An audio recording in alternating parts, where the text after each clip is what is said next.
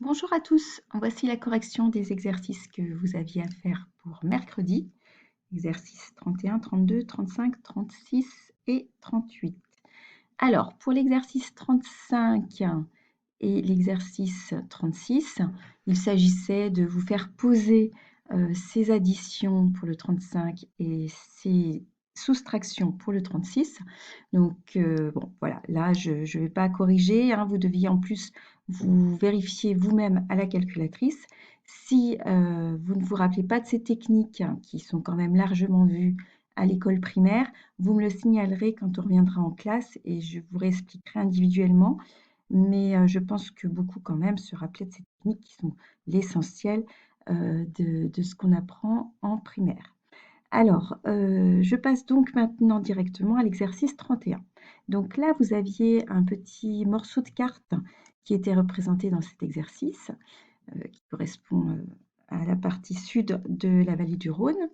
Et on comprend qu'on voit ici l'autoroute avec les distances entre chaque grande ville ici représentée. Et on vous demande quelle distance en kilomètres sépare Valence de Nîmes. Donc Valence est ici, Nîmes est ici. Donc si on suit le cheminement de l'autoroute, on s'aperçoit qu'il va falloir additionner cette longueur-là, 118 km, plus cette longueur-là, 55 km. Donc j'ai appelé cette première distance de Valence à Nîmes D1. J'ai marqué là mon calcul, D1 égale 118 plus 55, ce qui fait 173 km. Donc vous voyez, n'hésitez pas à noter à chaque fois une petite lettre pour désigner votre calcul. Ici, comme il s'agit d'une distance, j'ai pris la lettre D. Mais comme dans l'exercice, on va calculer des distances différentes, eh bien, je les ai numérotées. Donc ici, c'était D1. Passons maintenant au petit b. Nous voulons cette fois-ci la distance qui sépare Béziers de Nîmes. Donc c'est la distance D2. Béziers ici, Nîmes ici. Donc là encore, on se rend compte qu'on va devoir additionner cette première distance de Béziers à Montpellier, puis la distance de Montpellier à Nîmes. Donc 69 km plus 51 km. Donc pour cette distance que j'ai nommée D2, mon calcul se présente comme suit, 69 plus 51, ce qui fait 120 km. Ensuite, on vous demande dans le petit c la distance de Valence à Béziers. Donc Valence étant ici, on doit descendre jusqu'à Béziers. Donc il faut additionner cette distance-là jusqu'à Orange, plus cette distance-là jusqu'à Nîmes, puis ensuite cette distance-là jusqu'à Montpellier, et enfin jusqu'à Béziers. Donc on doit ajouter ces 4 petites distances. Mais on se rend compte très rapidement qu'on connaît déjà la distance entre Valence et Nîmes, puisqu'on l'a calculée dans le petit a, c'est D1. Et on connaît déjà la distance entre Béziers et Nîmes, puisqu'on l'a calculée, c'est D2. Donc finalement, il suffit que j'ajoute D1 plus D2 pour avoir la distance qu'on me demande dans le petit c, que j'ai appelé D3. Donc D3, c'est ma première distance D1, 173, plus ma deuxième distance D2, 120, ce qui me fait 293 km.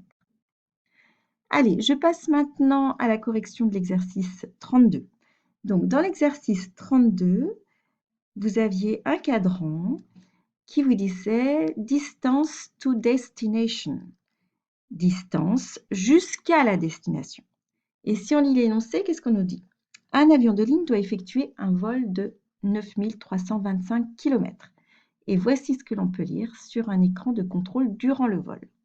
Donc cet écran de contrôle nous donne la distance qui reste jusqu'à la destination, c'est-à-dire donc la distance restant à parcourir.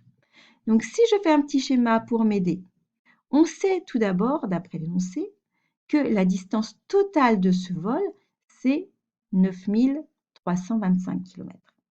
Et on sait que au moment où on regarde cet écran, il reste 4661 km à parcourir. Quelle est la question? On nous demande quelle distance en kilomètres l'avion a-t-il déjà parcouru. Donc si il me reste 4661 km et qu'en tout j'avais 9325 km, eh bien, la distance déjà parcourue, c'est tout simplement l'écart entre cette distance totale et cette distance qui me reste à parcourir. C'est un écart, donc il s'agit d'une soustraction. On doit donc poser 9325 moins 4661 et on obtient 4664. En effet, pour avoir cette distance déjà parcourue, connaissant la distance totale et la distance qui reste à parcourir, eh bien cette distance déjà parcourue, c'est le complément de cette distance totale par rapport à cette distance qui nous reste à parcourir. Un complément, c'est le résultat d'une soustraction. Allez, je passe maintenant à l'exercice 38. Alors, l'exercice 38, c'était la photo d'un iceberg dont la hauteur totale est estimée à 267 mètres. Donc, vous voyez, moi, j'ai rajouté sur le schéma. Donc, vous pouvez tout à fait faire un petit schéma sur votre cahier d'exercice. Moi, j'ai rajouté directement ici sur l'énoncé, puisque c'est une fiche que je peux annoter. J'ai rajouté que cette hauteur totale eh bien, correspond à cette flèche-là. Et cette hauteur totale, c'est 267 mètres. On nous dit ensuite que la hauteur apparente hors d'eau est de 29,83 mètres. Donc ce 29,83 mètres, je peux le mettre ici. C'est la distance au-dessus de l'eau. On me demande de donner un ordre de grandeur de la hauteur de la partie immergée. Donc toute cette partie-là qui est en dessous de l'eau. Alors cette partie immergée, c'est une hauteur immergée. Je vais l'appeler petit h. Petit h comme hauteur. Alors pour calculer cette hauteur immergée, on voit très bien avec mon petit schéma qu'il s'agit en fait de la hauteur totale à laquelle je vais enlever la hauteur hors de l'eau. Donc, c'est à nouveau une soustraction. C'est la même chose que ce qu'on avait dans l'exercice précédent.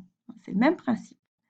Donc, je prends la hauteur totale et j'enlève la partie qui est en dehors de l'eau pour obtenir la hauteur de la partie qui est immergée en dessous de l'eau. Donc, mon ordre de grandeur, eh bien, je choisis de le faire à l'unité. Donc, je vais conserver mon 267 et à la place de 29,83, je vais arrondir à 30. Donc, j'obtiens un ordre de grandeur qui est de l'ordre de 239 mètres. On aurait pu choisir d'arrondir peut-être à la dizaine, à la centaine non, hein, c'était vraiment trop arrondi. Mais à la dizaine, j'aurais pu arrondir à la dizaine. Ça m'aurait fait ici 270, puisque 267 s'approche de 270. Ici, à la dizaine, ça m'aurait fait 30 également.